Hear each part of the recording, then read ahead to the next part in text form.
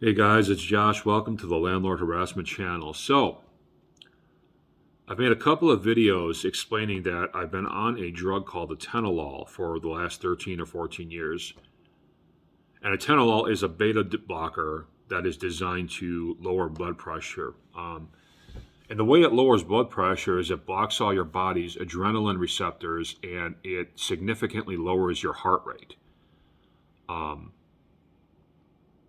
and it does its job for the most part. But the time has come for me to get off of it because the fact is that this drug is pure poison. Um, it just messes with you in so many different ways. It drains your energy. Um, it messes with the way your body digests food. Um, it messes with your testosterone. It does a lot of things that you just don't need to be done. You don't need to be doing. It's more trouble than it's worth, basically. And I should have never even started taking this drug, much less allowed myself to take it for 13, 14 years.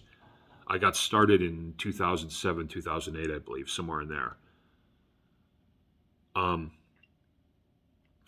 I just lost my train of thought. What was I going to say? Oh, okay. So, in prior videos, I told you guys that I completed phase one of withdrawing from this drug. Now, this drug is one of the hardest drugs to withdraw from because the side effects from withdrawal are pretty bad. I mean, you're going to have lots of heart palpitations, lots of days where you have these spells where your heart is beating for 140 beats per minute for no real apparent reason because your heart is getting used to having its normal adrenaline function again. So even a little bit of a movement, even turning over in your bed, could cause your heart to just start racing. And that's what I'm up against. Now, I completed phase one. Basically, I'm on the highest possible dosage of atenolol. I'm trying to go from 100 milligrams or 200 milligrams to zero. Okay? And there's five different ways to take atenolol. There's 200 milligrams a day, 100 milligrams a day, 75, 50, 25, and then from 25 you go to nothing. So I have to take all these little steps. Now, like I said in other videos, I completed my first step, going from 200 milligrams a day to 100 milligrams a day. Had a few minor annoying symptoms for a few days, but very tolerable, very doable. Haven't had much problem since. Couple of semi-sleepless nights, but nothing to really complain about. So last night I just started my next phase, which is dropping from 100 milligrams a day to 75 milligrams a day. So yesterday was the first time that I took a 75 milligram dose. Now, I don't know if I'm going to jump right into just 75 milligrams or if I'm going to go every other day, 7,500, 7,500, until I get down to 75 milligrams. I'm playing it by ear. Here's what I'll say. I'm not having any problems right now. Heart rate's a little bit elevated, but nothing to be, concerned about. And I just finished my exercise, my stomach exercises and my walking and everything, and I'm good. I'm good.